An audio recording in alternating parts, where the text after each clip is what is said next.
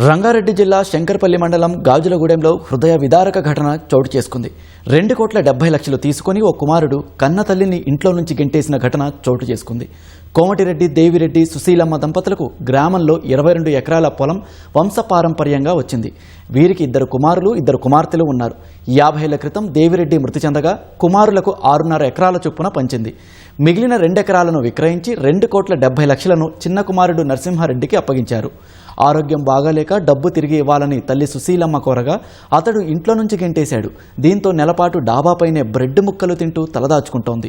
ఈ విషయాన్ని జిల్లా కలెక్టర్ నారాయణరెడ్డికి దృష్టికి తీసుకెళ్లగా ఆయన ఆదేశాల మేరకు కుమారుడిపై చీటింగ్ కేసు నమోదైంది. ప్రస్తుతం ఆమె పెద్ద కుమారుడి గ్రామంలో పొలం వద్ద నిర్మించిన ఇంటిలో తలదాచుకుంటోంది. కుమారుడి వద్ద నుంచి 2,70,00,000 తిరిగి ఇప్పించాలని తల్లి సుశీలమ్మ వేడుకుంటోంది.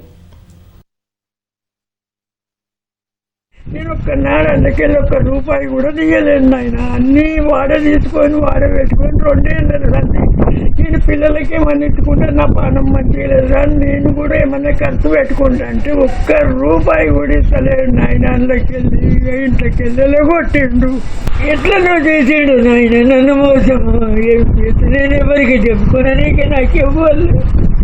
నేను ఒక్కదాన్ని తల్లి కొట్టినందుకు నన్ను ఇంత మోసం చేసి ఇట్లా చేసిండు నా పిల్లలు. నాకు 2 ఎకరాల భూమి ఇవ్వమంటున్నా, లేకపోతే నేను 2 ఎకరాలు అమ్మి ఎన్ని పైసలు పెట్టినో అన్ని పైసలు ఇవ్వమని. నేను వాళ్ళకి ఇచ్చిన ఆస్తి అడుగుతలేను, వాళ్ళకు ఉన్న భూమి అడుగుతలేను, నన్ను నడుపుమంట కూడా అడుగుతలేను. 50 ఏళ్ళకు అన్ని చేసుకుంటూ వచ్చిన ఇలా నన్ను గిట్లా చేసిండ్రు.